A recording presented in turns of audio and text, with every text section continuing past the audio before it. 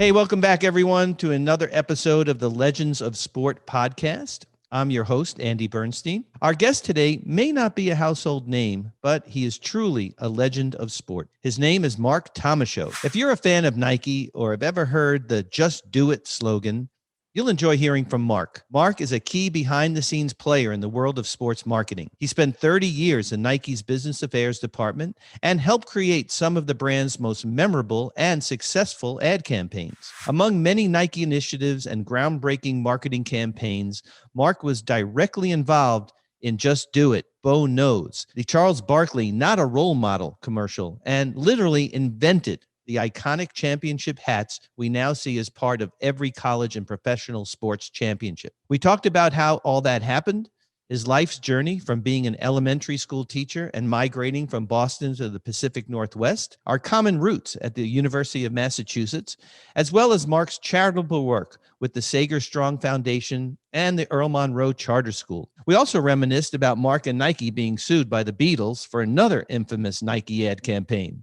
That's a great story. Mark and I have crossed paths throughout our careers. I shot some of the photos that Nike licensed from the NBA of Michael Jordan, Kobe, and LeBron, and others.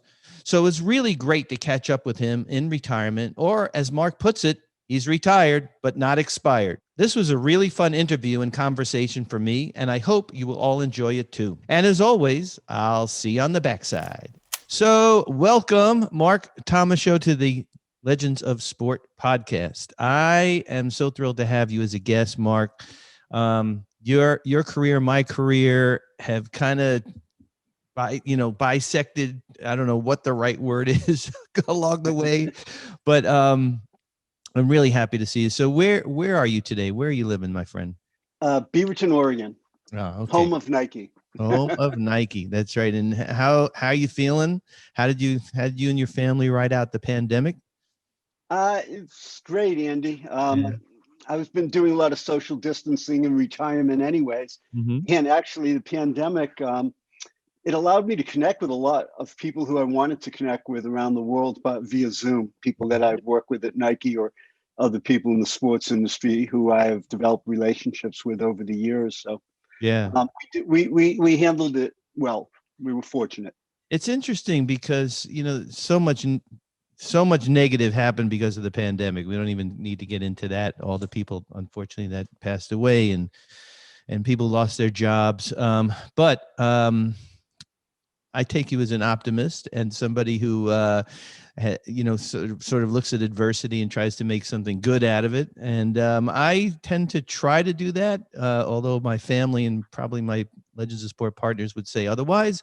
But but I have to say that the pandemic did open some, at least some time. It freed up some bandwidth to get Right, absolutely this thing further along. So that's one of the fortuitous, I guess, byproducts of something that was so negative for all of us.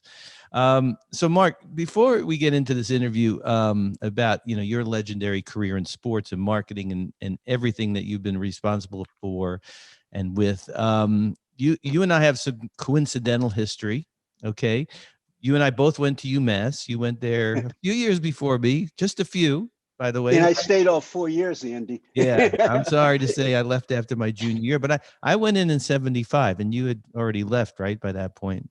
One of the reasons I stayed was Dr. J was playing basketball there. So right. get to watch him as a UMass player was a treat. Yeah, and the old Curry Hicks cage, right? Yeah, absolutely. What a dump that place. I mean, you know this, but the listeners don't. But UMass was an agricultural school going back into the 1800s, and Curry Hicks Cage was where they brought the livestock and paraded it around.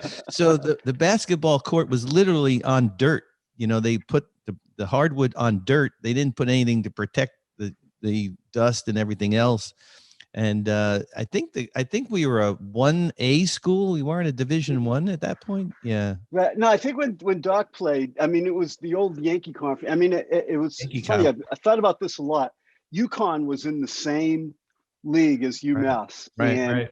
UMass, had they had the foresight to hire Calhoun and Gino, we would be talking about UMass's storied basketball history rather than looking back to the to the days that Julius was there. When you were there, Al Skinner was there. Yeah. Yeah. Well, first of all, I haven't talked to anybody who ever saw Dr. J play at UMass. So what was that like? I mean, how great was he was phenomenal. We Yeah. would line up, freshmen weren't eligible. So Uh-huh. we would line up at the cage at 4:00, watch the freshman game, and then take off. Yeah. And the other thing that was fun was, dunking wasn't allowed. So what would happen at the cage was Julius would come out, and then they would the students would close off the section so the refs couldn't come out. So Julius would put on his own slam dunk contest. Then they would let the refs in. And Wow. in the game, there were two games I remembered vividly. One was they were playing this, it'd probably be the equivalent of an Oak Hill. It was a prep school. Mm-hmm. Julius was a freshman, and Julius went for 50, and the kid on the other team went for 60. It was just phenomenal. God. That's And then another Wow. time, Bill Smith, I think was his name. He was a center for Syracuse, and Julius went off for like 32 points and 20-something rebounds against him. He was just a phenomenal star, even at that stage. Yeah, I don't know his whole story, and I know Julius, like you do, and at some point we'll get him on the podcast to talk about it. I'm not really sure why he ended up at UMass. I mean, he obviously could have gone to any top school in the country. So they gave his high school coach, and his high school coach became a UMass assistant. Okay. I think they gave his best friend a scholarship. So they were ahead of their times in thinking. Yeah. I got it. So Mark, you're a Worcester, Mass guy, and one of my best friends is from Worcester, and still one of my best friends from college. He's now a Superior Court judge in Massachusetts, which is mind blowing because I was there, during our college years. But enough said. And you're a lifelong Red Sox fan. I don't know if we talked about this, but I became a Red Sox fan, like a de facto Red Sox fan. Growing up, a Brooklyn guy, ended up going to UMass, not having an American League team because we all hated the Yankees in Brooklyn and New York.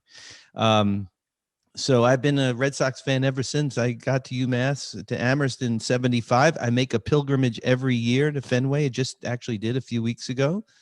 And that's funny, Andy. Yeah. For the past 15 years, I've taken my daughter Mhm. for Red Sox Fenway weekend. And we didn't go because of COVID. That was the only time we've missed in 15 years. There you go. Yeah, I missed it last year too. So I went, I don't know, it was like a month ago, and it was tremendous social distancing. So you know how tight Fenway is, right? So we literally, my brother and I had like almost a whole section to ourselves. It was like unheard of at Fenway, but it was amazing. It was so great to be back there. It's amazing how that ballpark has just survived and will never be replaced. I can't imagine another baseball field in Boston.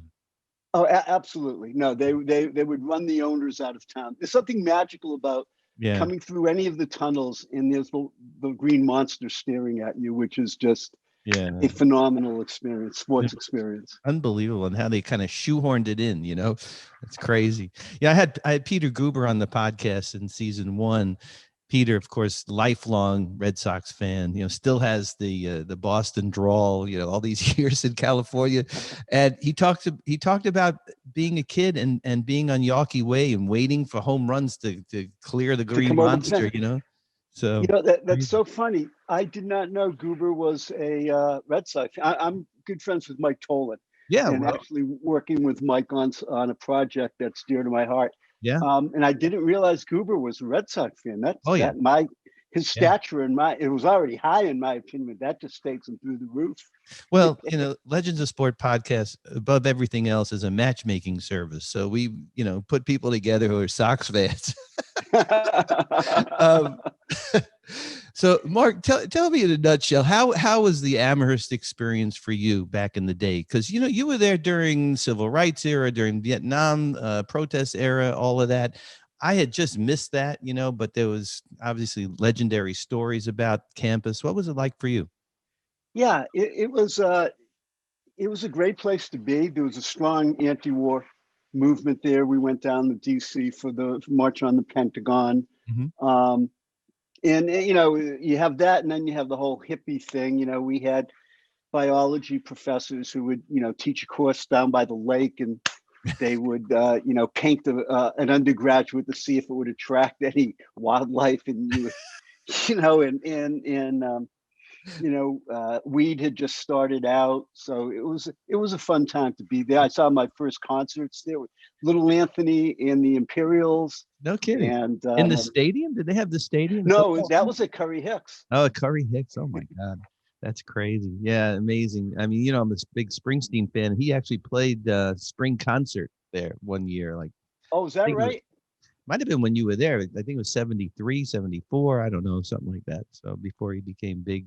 So Mark, I don't want to get too deep into the minutia of your journey because we got stuff to talk about that. But just tell me, like in a nutshell, like how an East Coast guy ends up in the Pacific Northwest. You were going to go to law school at Penn. You didn't go. You ended up going out west to be a teacher. I don't want to jump on the story, but could you give us the Clip Notes version? Sure. I graduated UMass in 71, and my lottery number for the draft was number 361. So I knew I wasn't getting drafted, and didn't know what else to do. And I always thought, well, I'll be a lawyer. Now, my dad came over from Russia when he was 14. He worked for my grandfather. He painted and wallpapered for a living. I knew no one who was a lawyer. Okay, so I had no idea why I wanted to be a lawyer. Maybe I watched Perry Mason as a kid. But I ended up, I did well at UMass academically, so I ended up at Penn, and didn't make it to the first day of regular classes. My roommates had all gone to Exeter and Choate, and then Harvard and Yale, and I was a public school guy who went to UMass and didn't think I could cut it there, and I had just gotten back from the anti-war demonstration, so it was the wrong time in the wrong place. So took a year off and decided what I wanted to do was teach elementary school. So I went back, got a degree from North Dakota. So I was gradually moving west. I got an elementary education degree from North Dakota. Yeah. And then I circled places on the country where I might like to live. And one of my best friend's younger brother was in graduate school at Oregon, and he would come back and he would just rave about Eugene. Mm-hmm. So Eugene was hiring a new superintendent of schools, a guy named Tom Pezant, who was in a small school district outside of Philadelphia. I took the train down there. I met him. We hit it off, and he hired me. So I said, okay, we're moving to Oregon, which was a wonderful move for me. I immediately fell in love with Oregon. I taught school there for 4 years, and then I decided that part of me wanted just to show myself that I could do law school. Okay, so my wife was teaching high school. We didn't have to move houses. She supported me. The deal was I would go to law school, and then she would get her master's in social work. So that's what we did. And I graduated law school there. I clerked for the Oregon Supreme Court for a year, then worked at a Portland law firm for a couple of years, 2.5 years. And a memo came across saying Nike was looking for in-house counsel. And the law firm, this is a pretty prestigious Portland law firm, didn't think any of the associates there would want to leave a law firm and go in-house to this, company that was selling shoes out in Beaverton. There were about 9 of us who jumped on it. And I was lucky because my wife had taught high school with a woman who was working in human resources at Nike. So she got me an interview. I went out, and the guy said, well, we're looking for somebody to do sports law. And I said to this, the worst, I consider myself a pretty good negotiator, Andy. I told the chief counsel, Lindsay Stewart, I would pay you to leave the law firm and come out and work in Nike's legal department. So he was nice enough. He gave me $500 more than I was making at the law firm. And I went out, and for 4.5 years, I had what I consider the best legal job in the world. I was doing all of Nike's sports marketing and advertising, the little advertising Nike did. I was doing all of that. And then an opportunity came up to move into advertising and set up my own department. And I took that. And most people at Nike spend 3 or 4 years in a job, move to another. There were a few jobs that are built on long-term relationships. So the guy who did baseball stayed in there for, he just retired 40 years. The guy who did football 30-something years. Lynn Merritt is still there in basketball at decade. Yeah. Pam McConnell did entertainment marketing for 30, because it's a relationship. Mm-hmm. I dealt with the same people in the music industry, talent agents, the leagues for decades. And I, they stopped asking me, Andy, do you want to do something else at Nike? I said, it wouldn't either be in my best interest or Nike's to have me do something else. I know which shits I traded. I know when the NBA is going to say no and what we can do to try to get them happy with what we want to do, or when we just say, screw it, we're not going to make David Stern happy on this, so let's just do what we want without the player in uniform. Well, thank you for that. That was a great Cliff Notes version. I mean, you're leaving out a lot of stuff that, that's part of your journey, but I love the fact that you took a year off. Somehow you didn't say why you decided to become an elementary school teacher, but from an elementary school teacher to going to law school, something in you wanting to, fulfill that. And then ending up at Nike. Do you ever think about, I don't know, like some divine intervention there, or how, I mean, what do you credit? Who do you credit for your journey? That's a great question. I think it's, karma, luck. I ended up the place that I should have ended up. Had I stayed at Penn, I probably would have been a corporate lawyer, back in some East Coast city, and never have experienced Oregon, not met my wife, not be able to, the other thing besides being a lawyer, I was always interested in advertising. For some reason, I just always liked good advertising. So now I get a chance to work at a place and work with an ad agency that I thought, a phenomenal match in heaven, Nike and Wieden & Kennedy as their ad agency, and do what I consider to be, the best advertising by any company in any industry over, decades and decades. Yeah. It's interesting because my journey is somewhat similar. I mean, I left Amherst, almost reluctantly. I mean, it's sad to leave in the middle of my junior year, but I knew just something told me that, go west, young man. Something said you got to go to the School Art Center in Pasadena, California. It was like going to the moon for me, and I ended up going to Art Center. I could have gone to Brooks in Santa Barbara, but I chose to go to Art Center in Pasadena because I knew that's where the work was in LA, and I didn't have to commute or whatever. And doors opened just by being at Art Center. I met, Sports Illustrated photographers, and then all that started, to mushroom. Andy, that's so funny. I did not realize that you were an Art Center guy. Probably with a lot of thought, I came up with a dozen Nike guys, right? Graphic artists, all throughout Nike, there were Art Center graduates. Yeah, but I will guarantee you that none of them are sports photographers. I'll tell you why, because on day one, Mark, when I got there, this is true. And I've talked about this. I talk about this when I teach. I was told you'll never make a living doing this. You're at the wrong school. Go back home where you came from, blah, blah, blah. That continued into my 8th and final term when I had portfolio review with the legendary Charlie Potts, who was, founded the department. And he literally looked at me and he said, I hope you have a backup plan. You proved them all wrong, Andy. Well, there's an exception to everything, I guess. I don't know, man. Mark, can you talk a little bit? Because this is where I've worked with Nike quite a few times directly and, of course, indirectly with my photos being used. And I know the influence that Wieden & Kennedy has had over the years. And when you started at Nike, I guess that relationship had just began, right? I guess. Well, Nike. When I started at Nike, Andy, advertising was print ads in Runner's World, basically. And there's a famous, whether it's apocryphal or not, there's a famous story about Phil Knight that when he met Dan Wieden, Phil's first words was, "I'm Phil Knight and I hate advertising." Okay? so that gives you some perspective on what advertising meant at Nike. I think Nike grew to embrace it over the decades. Made him a couple of bucks. Yeah, I think so.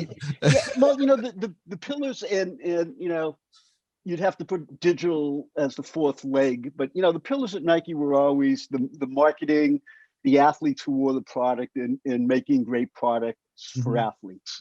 Okay, so those were always the pillars, and everybody had an opinion on the advertising and who Nike should sign, which athletes, and what the products look like, and but those work harmoniously to build, I think, the brand.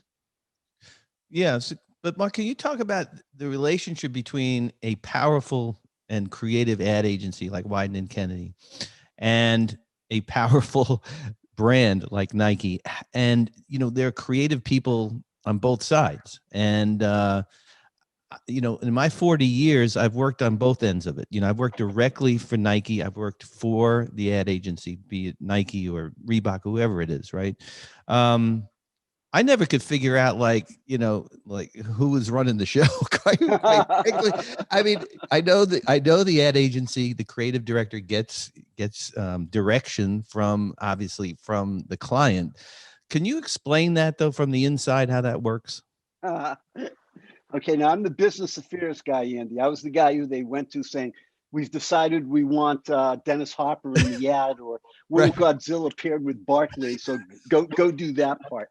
Yeah. As an observer, what I would say, Wieden understood pop culture. They understood sport, and they understood Nike and Nike's role in that. So there was a symbiotic relationship, a lot of mutual respect from the ad agency people to the Nike marketing people, and Nike sports marketing people. So Wieden would get insights on the athlete. What's Barkley's person? What will Michael do? Yeah. Will Michael be willing to be paired up with Bugs Bunny? So there was a lot of insight. Wieden would present. Wieden would here's the ad that Wieden wants to do, and the difference between that, what they presented, and what the consumer sees, 3 months later, is what the relationship is about. Is the tweaking, as the insight from Nike people. We know our consumer. We know what our corporate ethos is, and what we want the brand to represent.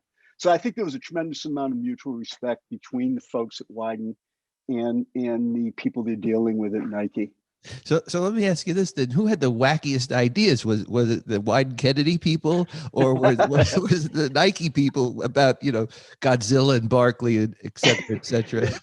It would be Wieden. I would say the crazy. Nike would add some brush strokes to the masterpieces that Wieden was presenting. Sure. Yeah. But the Wieden guys, putting Godzilla in and then convincing, I had to convince the Toho people who own Godzilla that it's okay to let him not only play basketball with Charles, but wear goggles, so. Incredible. So Mark, let's talk about this watershed moment. And you and I talked about this, when we chatted a few weeks ago, but the Just Do It campaign and the famous Nike hats. And I don't want to ruin the story because you tell it so well. So could you tell that story of how that whole thing happened with championship hats that we've become so used to? This generation and maybe the generation before are used to seeing players put on hats and T-shirts after winning a championship. That wasn't the case before you started. No, absolutely. Here, I'm going to go off screen because I want to get a picture to show you. Okay.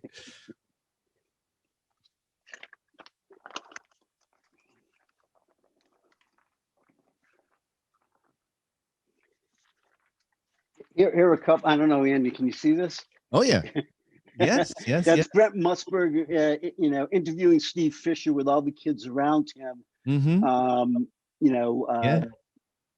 And Brent's nephew, Todd. If you're getting Phil Jackson, you probably dealt with Todd. Of course. Point. Yeah, Todd and I worked together very closely on the book Phil and I did together. Yeah. So I sent Todd the article in Slam magazine, which explained the origin of the hat story, and then the follow-up that Dana O'Neill did in The Athletic, and said, "Here, share this." Brett doesn't know that he was part of history when he was interviewing Steve Fisher. He does it now. It was like Just Do It was maybe, let's see, I think 88. So it's only a year or two old. Mm-hmm. And part of my job in business affairs was telling people you can't do things with that. We're trying to register as a copyright. So don't do an ad saying just kick it, just throw it. You know, it's bad enough everybody in the world was doing, you know, Phillips did it for their, you know, screwdriver, just screw it. And everybody was playing off, and we were sending cease and desist letters and all of that. You know, if I'm the guy who's trying to enforce that. Yeah. But in 88, I moved into special projects. It was for a year doing special in between, you know, the legal department and the role we created in advertising. So I had to think of things to do. And one of the things I came up with was, what a perfect opportunity. They win the championship. What if we had hats that said, just did it, number one, and gave them to the Michigan players? I had very little money, Andy, so I think we got painter's caps. I couldn't even go to Nike's hat department and say, and if you look, here's the one, I got the 2019, so that would have been the, let's see, 89, 90, 40th anniversary. Yes. Virginia won, and look, you know, it's embroidered, you know, it's gold. Sure. It's got whatever you call this little braided thing on the front of the hat. It's pretty cool. And the sports marketing guys got Tony Bennett to sign it. Nike had a great relationship with PJ Carlissimo's coaching Seton Hall. If you recall, in '89, Steve Fisher took over the program because Bill Frieder had taken the job at Arizona State. Bo Schembechler was saying, fine, you're taking the job. You're not coaching this team during the championship. So we didn't have that kind of relationship with Fisher. We only had enough money to do about 20 hats. So we gave them to a guy named Ed Jenko, who's one of the sports marketing guys.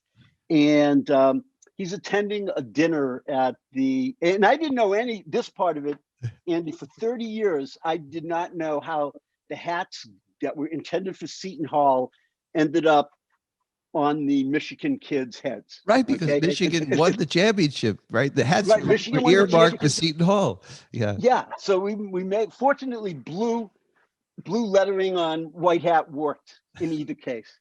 So I found out through some really fun sleuth work done by Dana O'Neill at The Athletic, how the hats that we designated for Seton Hall ended up with the Michigan kids. And the way it happened was Jenka and PJ were at a dinner, Seton Hall dinner, at the National Association of Basketball Coaches, right? And Carlissimo had to go, CJ had to go to something else. So Jenkins left with the box of hats. He finds one of the Seton Hall student managers and he says, look, take these hats.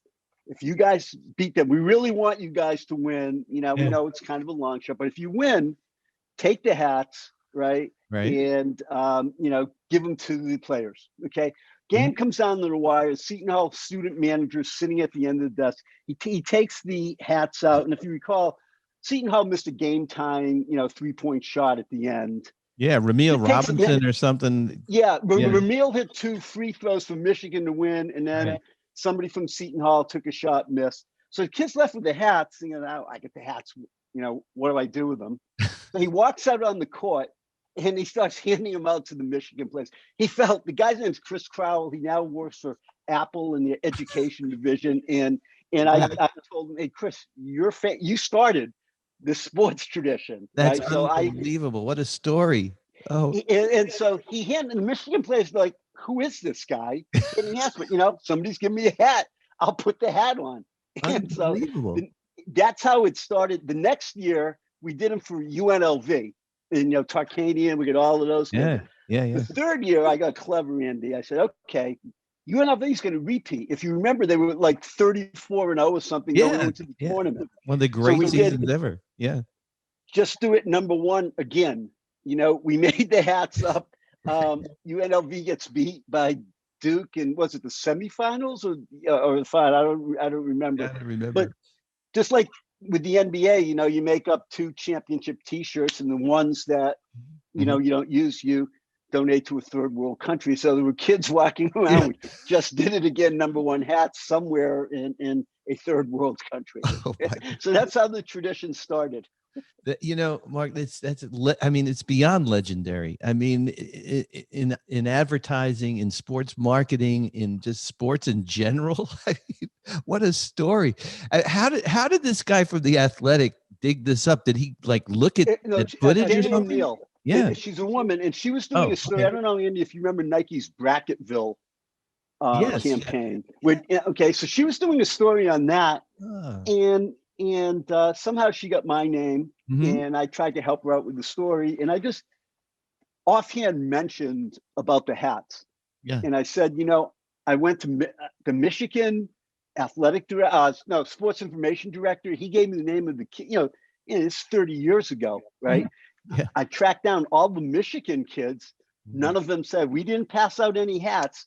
I went to Seton Hall, and the athletic sports information director said, we don't have records. I don't know. Yes. So Dana was doing a book about the Big East that's coming out soon. She knew one of PJ's assistant coaches, and she asked him, he says, oh yeah, I know who the student manager, and she gave him this guy's name. So she did in one day what took me 30 years to fail at. In one day, she made 2 phone calls. She had the guy who knew the whole story, who passed out the hats. It's wild. I got to get that guy on the Legends of Sport podcast because I want to hear it from his perspective. Well, you know what? He thought he was going to, he might be able to leverage it for a job at Nike. Right. Instead, he taught school. He also coached, I think it was girls soccer in some school in New Jersey that won like 13 consecutive state championships. Yeah. And now he's at Apple in their educational division, working with teachers on technology in the classroom. So it worked out great. Rather than being a shoe salesman, he had a wonderful career in education. Yeah, but to be known as the championship hat guy for eternity is pretty unbelievable. Hey, Mark, I wanted to ask you something because I've never heard this from the Nike point of view, and I probably just haven't researched it enough. But when the Dream Team won the gold medal in Barcelona, okay, and I was there, of course, the Dream Team and all of the USA team was, across the board was sponsored by Reebok. So you had some pretty high profile dudes on the Dream Team who were not Reebok guys. They were Nike guys. So but they were super patriots, Andy. They were patriots. That's why they wore the flag. So as the legend goes, right? They win the gold medal, right? Certain individuals don't want to go out there with Reebok in huge letters over here because they're Nike guys, and the lapels wouldn't cover it. So they end up putting flags over it. Everybody says, oh, they're so patriotic, blah. We all knew that wasn't, I mean, yes, they're patriotic, of course, but that wasn't like the motivating factor. How was that perceived back at in Beaverton, back on campus over at Nike World Headquarters? Andy, what's the disclaimer? The views represented my own, not necessarily the views of Nike management or shareholders of Phil Knight. Right. I have never heard that Nike asked or directed or did anything, any of those guys to do it. They did it because, it seems trite, but brand loyalty. They knew this was, they knew the significance of the Dream Team. And, they were going to have the world stage and, wearing this huge Reebok on the jerseys just wasn't going to fly with them. Yeah. But, I mean, so how was it perceived? Must have got a couple of chuckles. I thought it was a wonderful moment. Yeah. I was at Nike in '86 and we had a huge layoff when Reebok surged ahead of Nike and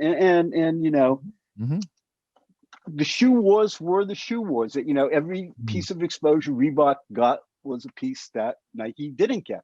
Yeah. And not only was this putting food on my table, this was employing people that, I cared about. So that Michael, and I think it was Michael and Charles, that they cared enough about their relationship to Nike to do that. Could they have done it with a towel? Yeah. Yeah. The fact that they used the flag, it made for Andy, Yeah. you're a photographer. That made for a lot more memorable photograph than had they just taken a Gatorade, Right. towel and draped it over the Reebok thing. Right. At some point, I forgot to ask David Stern when I interviewed him about this question, but at some point I'll have to talk to Adam Silver about it. He probably won't say it. About it. Yeah, yeah, but Charlie Rosenzweig and I have talked about it. Charlie obviously really well. Charlie was your counterpart at the NBA. I mean, right? He did everything you did. Andy, for decades, Charlie would lord it over me. We used the same piece of music. I used a piece of music, and I paid $250,000 for it to use it in an ad. And Charlie goes, "Well, no, I just gave the guy 3 good seats at the slam dunk contest." Right. And so Charlie has lorded it over me for decades about he's a better negotiator than I am. So. Oh my God. Well, you brought up music, Mark. We got to talk about the Beatles, right? Can you tell that story, please, about getting sued by the Beatles? I would recommend that as a career move, Right. by anybody. Go ahead. I was in the legal department, Yeah. and we came up with revolutionary new technology. Nike had always advertised that it had air bags in the bottom of the shoes, but they never figured out a way to show that until Tinker Hatfield, who's just you need to have Tinker on because he's just a legendary sneaker designer. Mm-hmm. He came up with what the Air Max shoe, and had a little window in the bottom, and you could see the airbag. Mm-hmm. So I said, "Oh wow, we got to let the world know about this." Mm-hmm. So Wyden came up with a concept, and they said, "Oh, I forgot who the director was, but it's going to be handheld, 8mm, grainy, gritty." And this is we're promoting a revolution in fitness. Get out there and run, get out there and exercise. Mm-hmm. And we've got revolutionary technology. So what should we use for music? And why don't we use the Beatles Revolution? Okay. Guys in UK approached, it's AMI is the company that owns Capitol Records in North America. Mm-hmm. And there's no way that this is going to happen. Well, yeah. The Beatles, the publishing part of the Beatles music, and if you and I write a song, right, we have the rights to the publishing. As soon as we put it out in public, anybody in the world can pay a small fee and record that same song, okay? Mm-hmm. We don't have any right to tell people, no, we don't want you doing a country version of our rap song. If they want to do it, they can do it. They pay a small fee. Mm. To use a song in an ad, you need to get the publishing rights. Mm-hmm.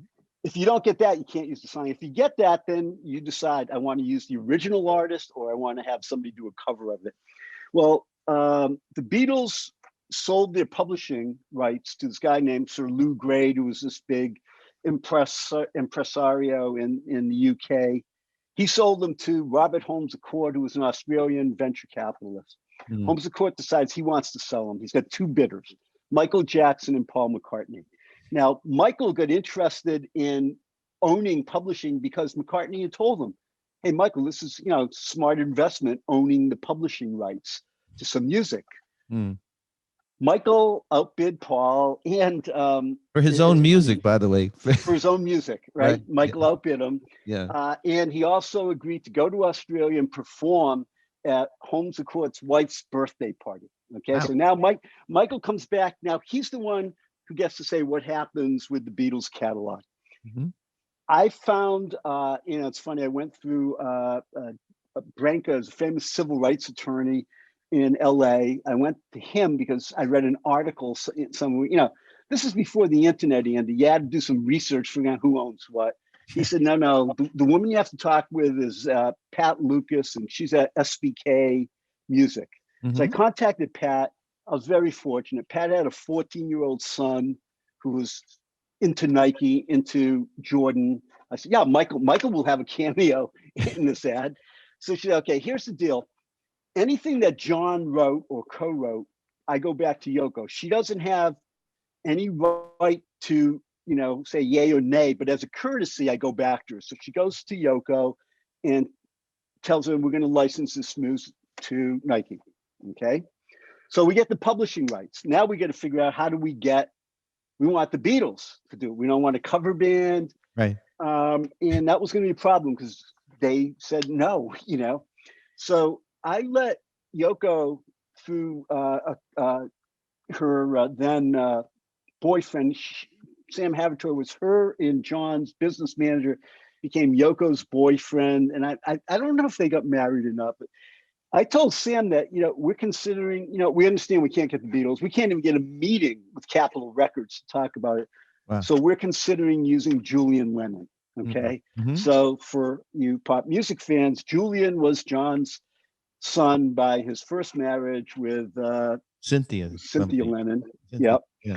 And he and Yoko have never got along. Yoko's very protective of Sean Lennon, her son, with John. Mm-hmm. And that wasn't going to fly with Yoko, that Nike was considering Julian. So she got us the meeting with Capitol that we weren't able to get. Mm-hmm. So we went down, we met with Capitol. Sam came down and met. And the Capitol guy started the meeting with the Beatles master recordings are our crown jewels, to use it. We would never stoop so low to use them in advertising. And Sam goes, Yoko would really like to see this happen. Okay. Yeah. So, they were always in the business of either suing each other or like if somebody wanted to do a documentary on the Beatles, then you could get the music from Capitol, you need to get the publishing from Michael Jackson, and then you need the rights to use their images from Yoko and Paul, George, and Ringo.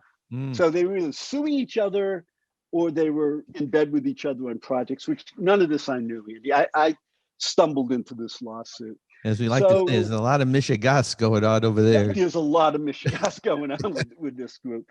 Yeah. So what ends up happening is we license the music from Capitol, we license the music from Michael Jackson, and we get sued. Okay. And what I didn't realize was any number of lawsuits between the Beatles and Capitol.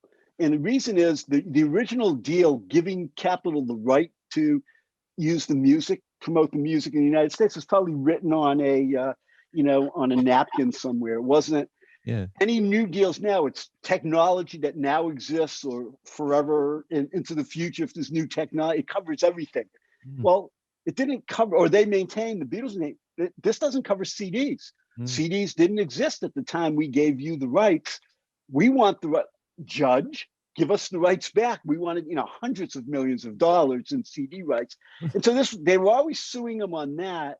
But they also, now we say, okay, you took our music and you licensed it to somebody for a shoe commercial. That's wrong. So it was just another prong. Wow. They eventually settled. Nike did not sign, Wyden didn't sign the settlement agreement. So the only thing that, we were in hock for was our attorney fees. But the amount of publicity, the nerve that struck, other people had used pop music before and average, but not the Beatles, not a piece of music like that. Now, I don't know, maybe Neil Young. I don't know too many people who will not let their music be used in advertising. Yeah, okay, for decades, and then he finally did a few years ago. But yeah, amazing.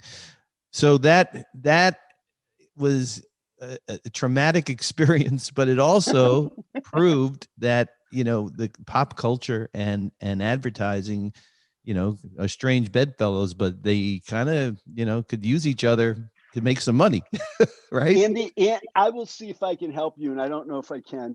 Yeah, getting Phil Knight on the show. And asking Phil that question. What would be unbelievable. Yeah. And we flew back to New York. It was the only time I was on the corporate jet. We flew back to New York. Phil did a televised press conference where he invites Paul, George, Ringo, and Yoko to meet with him. No lawyers, no business people, no advertising people, and discuss, how they feel about their music. And if they ask him to stop, then he'll stop. And I'm, oh shit. I hope they don't agree to a meeting, because this ad is generating so much publicity. It is everywhere. They're talking about it on the Today Show.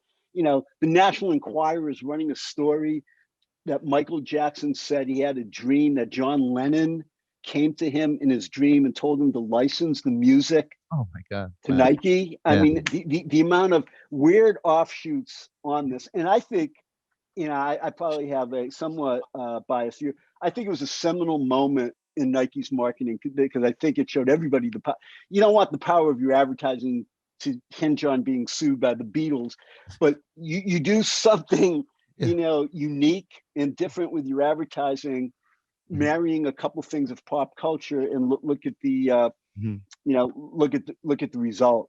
Wow. But Wow. I get Andy. Can I indulge you one more Oh, sports? yeah, absolutely, man. I Music love these story. stories. Yeah. Okay, so you flash forward how many years?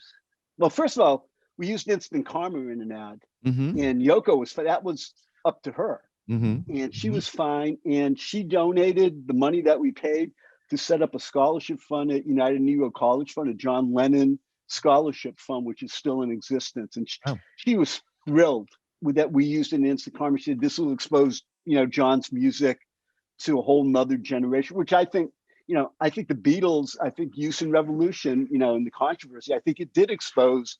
I had nephews who were, 10 and 12 at the time, and they, they listened to their own music. They weren't listening to the Beatles, but they were aware of yeah. the controversy. Mm. So we flash forward in 2000, I think it was the 2002 World Cup, Uh-huh. and we're doing what I still consider one of the great Nike ads ever. And the premise of the ad, it's like Fight Club on a boat with soccer. So Mm-hmm. all these great soccer players are in the harbor in little boats. They go out to this big boat, and there's a cage set up in the boat, and they're playing 3-on-3 tournaments. And then there's literally the best football players in the world are in this ad. The Wieden Kennedy guys that came out of their Amsterdam office, they try to figure out what music would go. They're watching Ocean's 11 at a theater there, and there's a scene where Elvis's little more action, a little less conversation is on there. Wow, that would be great. So they present it to Nike. The Nike guy says, "Okay, well, we'll spend $100,000 on the music." So then they get me involved. So I have to deal with the record label, the publishing company, and Elvis's estate, and they each want $500,000 for it. So I have 100,000, they were $1.5 million. So we get a ways apart. And we were fortunate that there was a guy working in the music company, the UK office. He said, "Wait a minute, you're telling me that this is Nike's largest ad campaign, largest ad spend ever. Mm. It's going to be running throughout Europe at a time when we're doing our Elvis 30 Greatest Hits album. Let me get back to you." So he makes some phone calls, and he comes back and says, "Great, we got a deal, 200,000." I said, "Well, I only have 100,000." I went back to the guy who told me I had 100 and said, "I think it's a pretty good deal." Yeah. Okay. So we do the ad. The song goes to #1 in 22 countries around the world, including in the US, which was remarkable because the ad only ran on Telemundo. Oh my God. We didn't run it on others. So what happened was, at the time of the ad, Elvis and the Beatles were tied for #1 UK singles. The ad went to #1 in UK. So 25 years after Elvis left the building, the ad using that music caused the music to break that tie between Elvis and the Beatles. Wow, how eye-opening is that? That's just mind-blowing. My God. The power of great advertising. Oh my goodness. Oh, and the other part, Wow. the guy that they chose to do the remix Mm-hmm. was a Dutch guy, and his name was Junkie XL. Mm-hmm. The Elvis people, no, yeah, we'll license you the music, but there ain't going to be a guy named Junkie XL. So if you look at the music, it's JXL rather than Junkie XL. A little too close to home of the Elvis story there. Yeah. Wow. Incredible. Mark, we got to talk about a couple of other things, man. And I'm so respectful of your time, but you mentioned Phil Knight. So a visionary, somebody who could see things that other people couldn't, somebody who really trusted the people around him, brought in great people around him like yourself and so many others that you've mentioned and that, are just legends in the business. I worked for a guy, David Stern, who was very similar. You had direct dealings with David. Do you have any stories about David and Phil Knight working together, or well, butting heads together? What a wonderful question. Mm-hmm. I don't know what, you got to have Phil on. Yeah. You No, have to have absolutely. that. No, because I I'm thinking of the Barkley role model commercial specifically. And I Okay. don't know if Phil Knight got involved in that directly or how that worked. No, that's one of the funny ones. Okay, so Mhm. when we do an ad, often you want the guy in his uniform. It's a signifier of, we want the equity that being in an NBA uniform has. So in role model, the premise of the ad came from Charles. Charles was playing for the Suns, and I think it was a gang shooting. Mm. And he talked to his folks at Nike and said, I want to react to this. And the reaction was the role model ad. And Charles's premise on that was, I can be a sport hero to you, kid, but I don't know your kid. Mm-hmm. The role model should be, an uncle and aunt, the barber that the kid has, kind of the school teacher, the person of faith, not The parent. an NBA player, Yeah. right? And so we went to, and Stern said, absolutely not. I hate the concept. Our players are role models, and that's how we position our players. And we said, okay, David, this is what Charles asked. So you don't want, we're going to do the ad. So we won't do it in a Suns uniform. Okay. And David maintained for decades that he hated. I mean, I would see David once a year at the NBA All-Star game and the Thomashow. I hate that ad. That was my relationship with David. I hate that ad. So Oh, God. David's retiring, and I want to send him something because I always enjoyed. He was very kind to me. He was very kind to my family.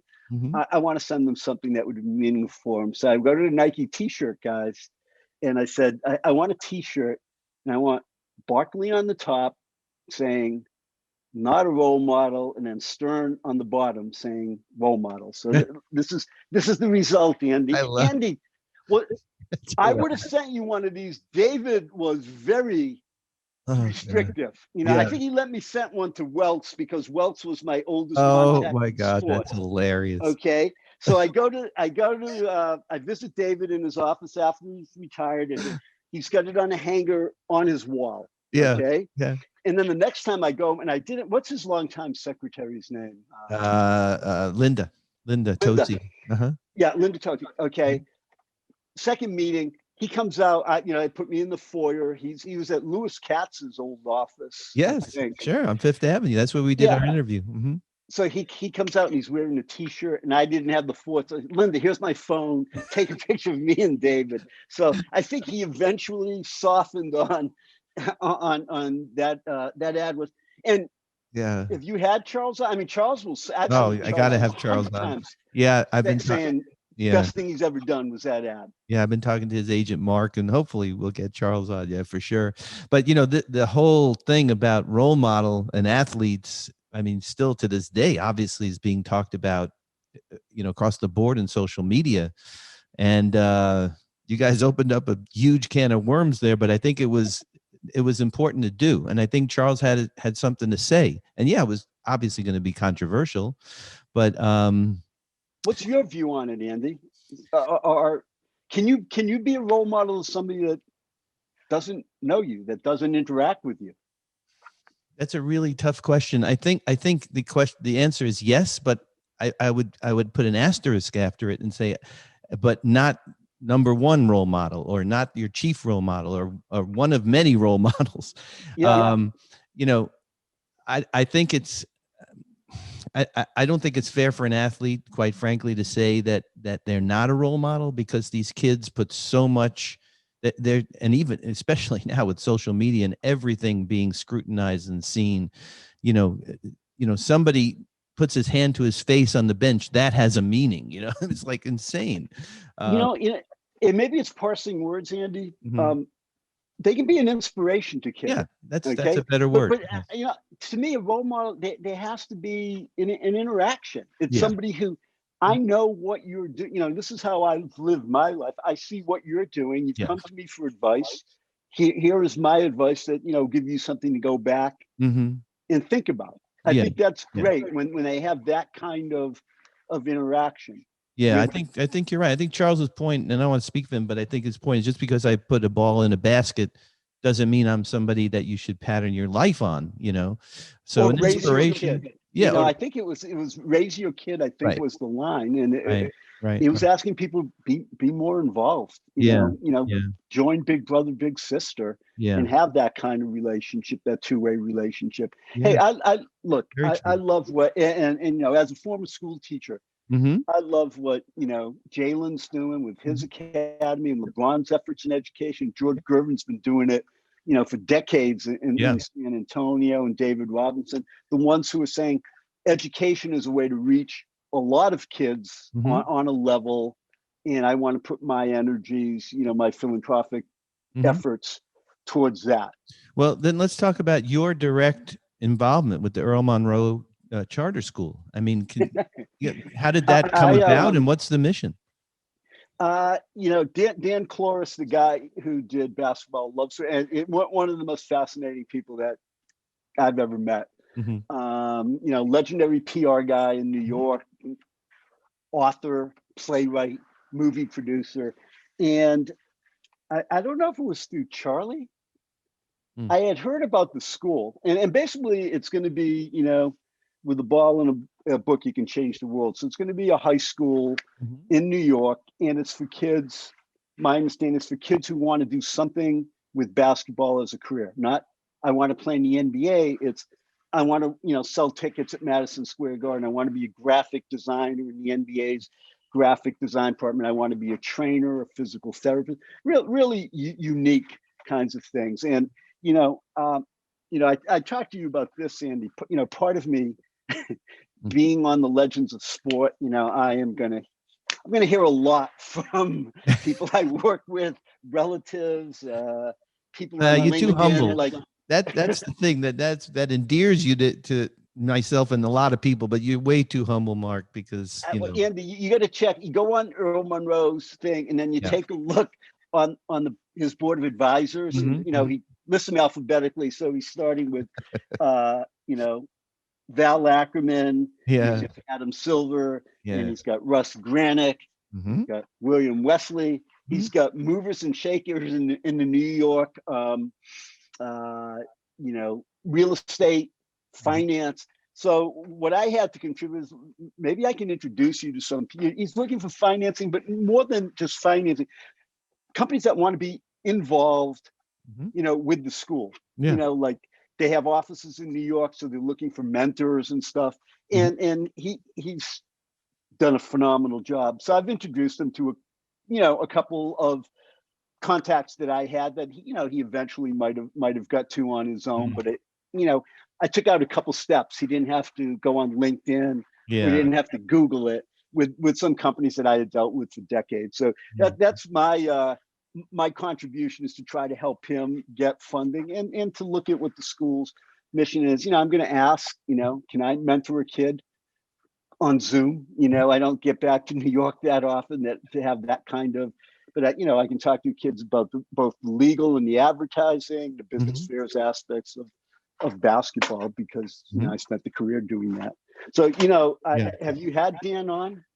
Have not. No, not yet. No. He would be, Andy, I feel like a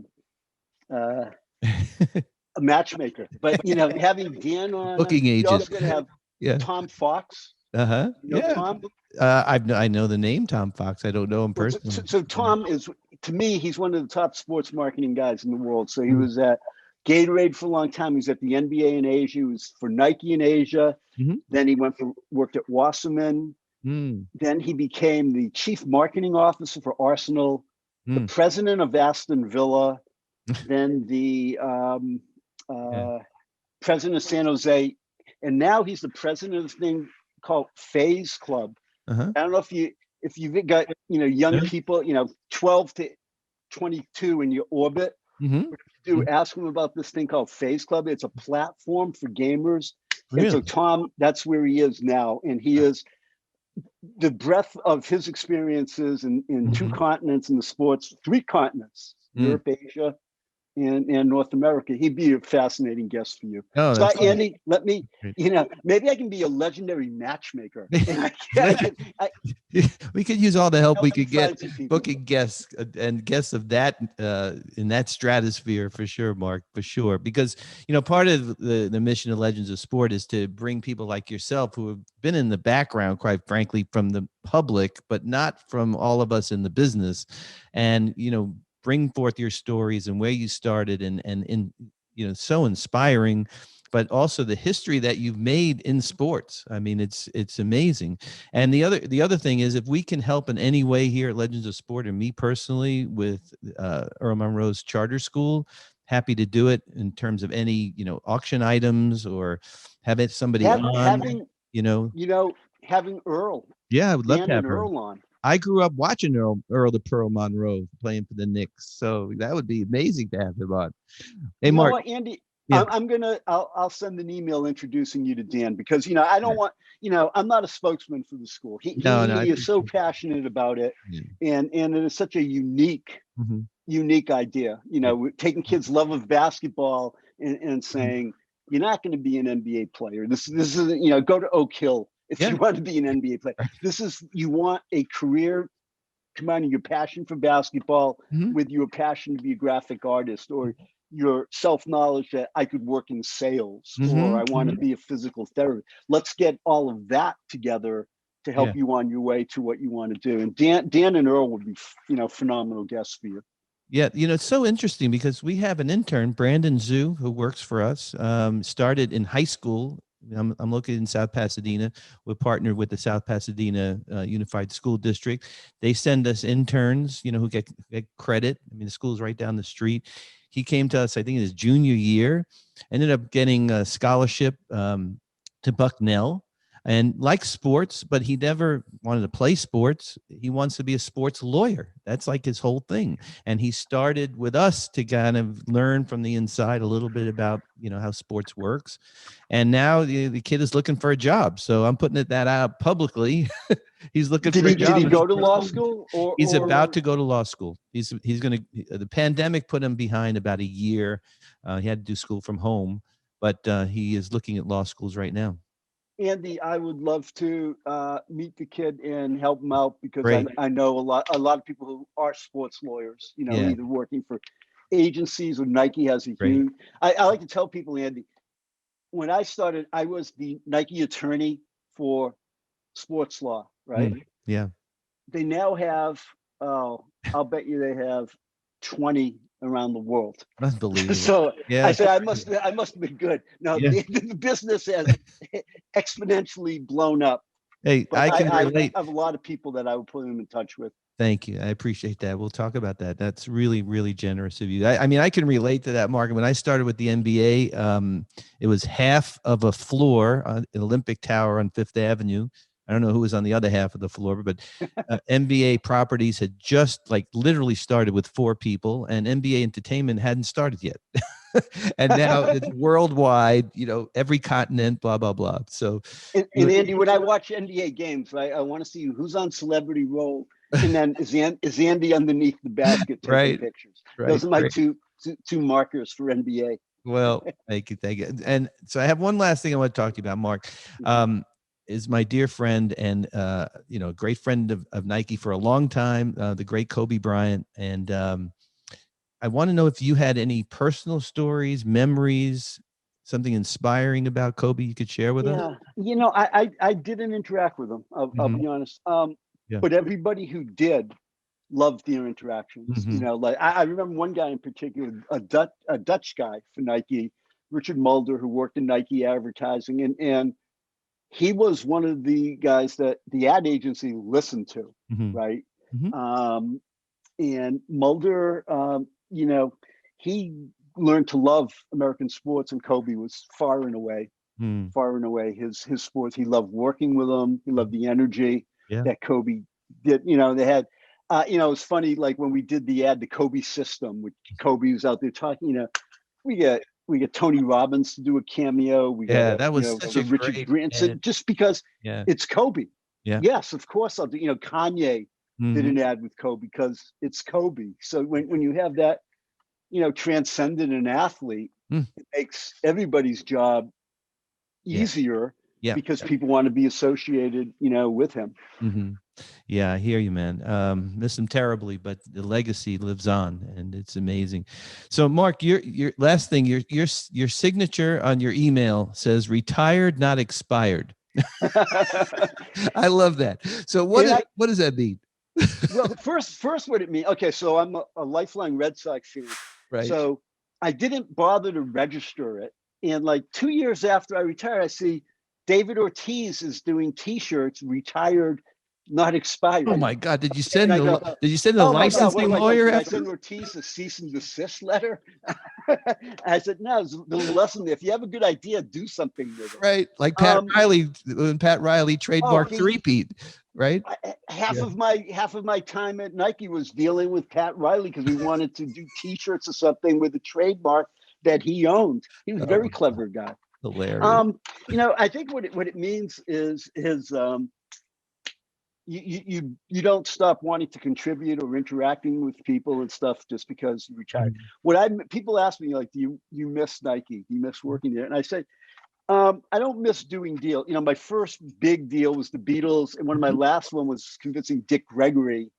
We talk about role models or heroes. Right. Getting Dick Gregory to do a Nike ad. I said, there's nothing left from the negotiating standpoint. But what I miss is being around, younger people, 30, 40 years younger than me, and continuously being exposed to their ideas and what they're going through in their lives. So in retirement, that's, I consult for a creative agency. I'm working on a couple of projects that are fun, but I'm mostly trying to stay in touch with the young people who I've had relationships with over the years to see how their Nike careers are progressing, or family life, or what's going on for them. That part I missed, but that I made a part of my retirement. I won't have the day-to-day contact, but I will have, maintain those relationships. But it's giving me a true mentor.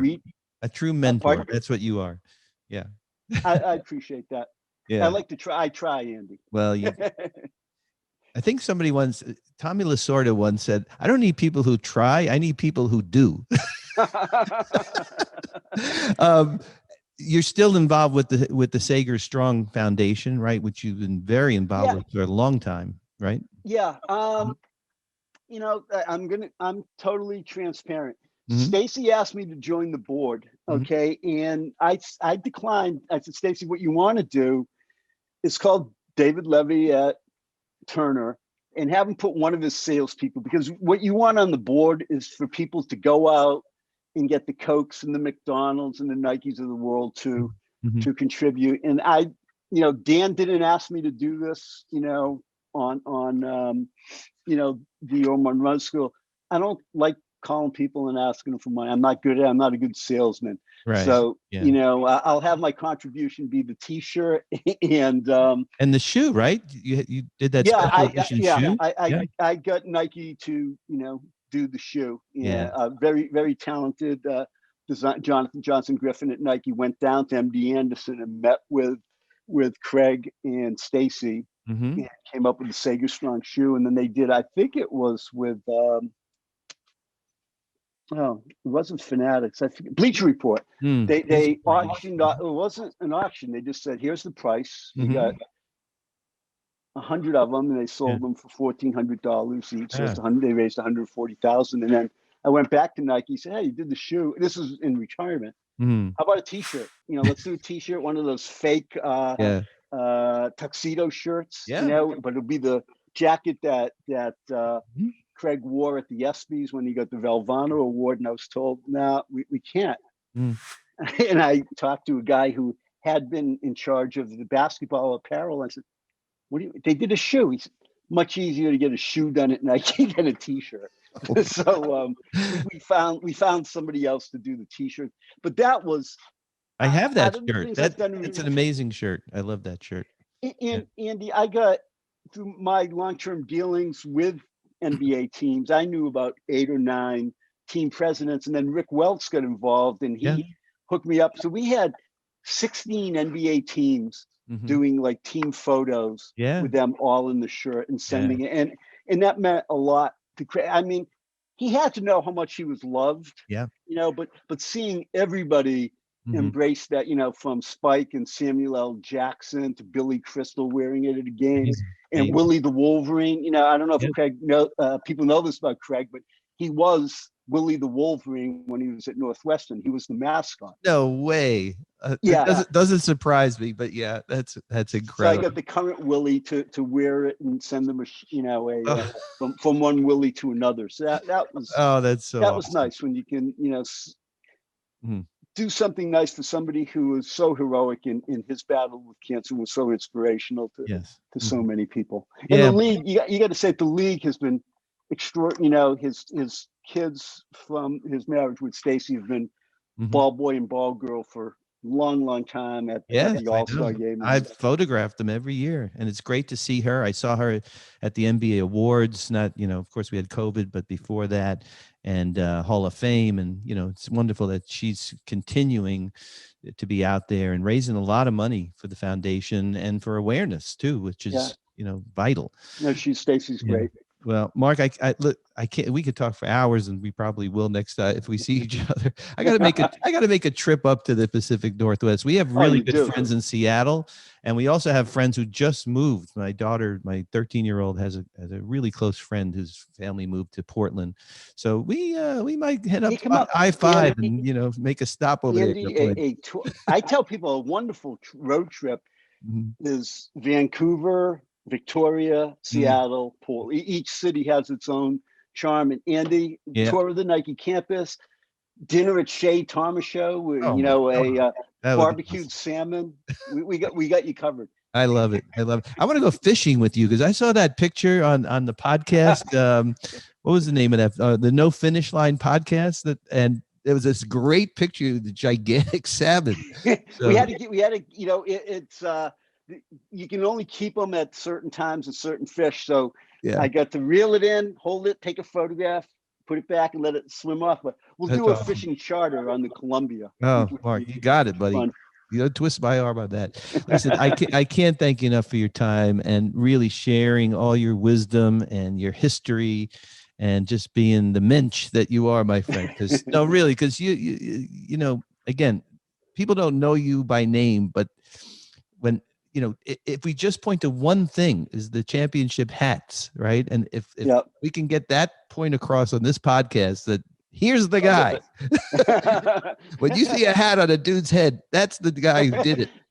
He did a hat. He got sued by the Beatles. Yeah. And, he broke the Elvis Beatle tie. Yeah, I like that. And you pissed off David Stern. How can a career be bad?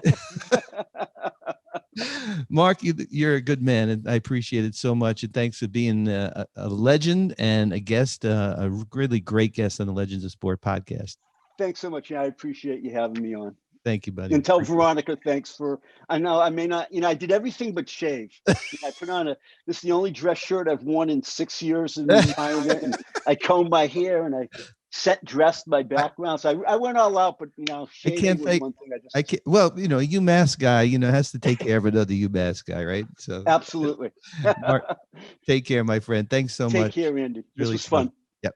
Well, everyone, I hope you enjoyed this episode with Mark Thomashow. His life's journey and his place in the history of sports marketing truly makes him a legend of sport. So next time you see an iconic Nike ad or hats being worn by your favorite championship team, you'll know that Mark Thomashow had a hand in making that happen. Thanks to Mark for taking the time during his busy retirement life to chat with me, or as Mark says, he's retired, but not expired.